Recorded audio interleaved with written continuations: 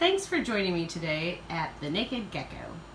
Sorry about my printer in the background. It's making some noise. I'm 3D printing some stuff for the leopard geckos. But what has happened is I have started my own mealworm farm, and now it has gotten a little out of control.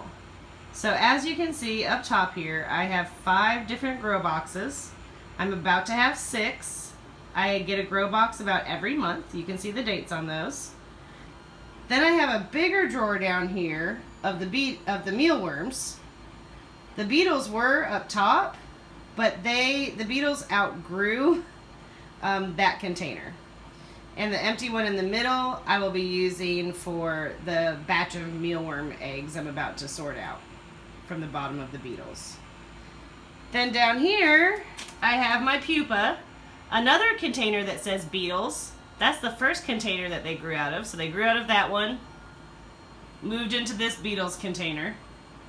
And now my beetles are in something called a sweater box. And that's not even all of them. As you'll see, there's little egg cartons in there, and they hide under the egg cartons. And then I have their eggs dropping into a container below, and that's where I'm gathering my mealworm eggs from.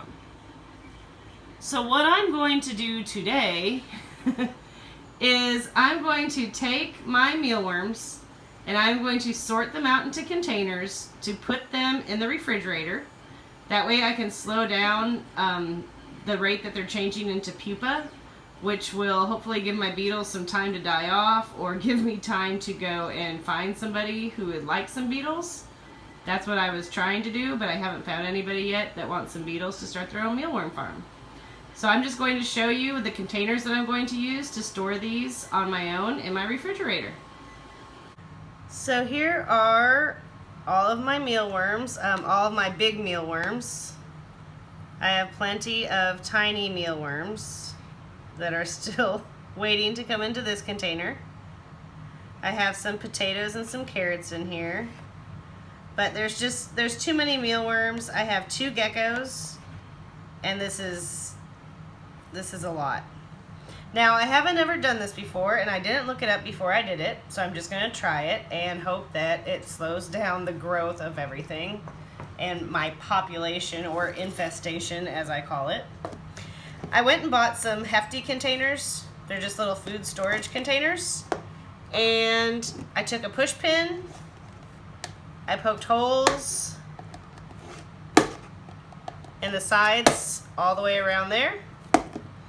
And then I poked holes in the sides here, because when I stack them, they're going to stack on top of each other, and then they're going to cover up the air holes. So that's how I did that. I already did 4 containers that way. Now, I'm going to use oat bran, and the reason why is because I can put my mealworms in like a little sifter, and I can separate them from the oat bran really easily to clean everything up.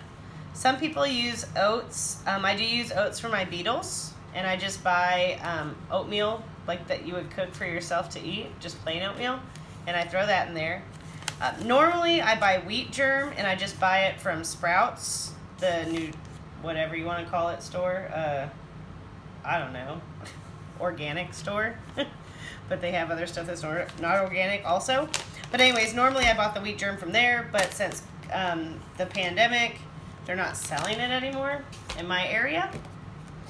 So I'm just going to take one of these containers, and I'll probably put, I know this is a lot of space. The mealworms probably do not need this much space, but I just like to make sure my animals are comfortable, and since I can't tell if mealworms are happy, I figure they're just happier if they have more space. Anybody would be.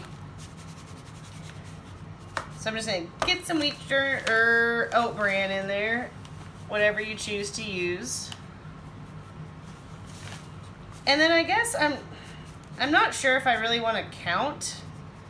It seems like a lot of work to count them when I'm not selling them or anything. So I'll probably just throw some mealworms in here. I'm not going to do all 4 containers today because I really just want to see how this works.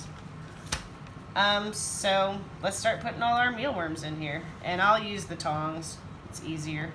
They're wiggly.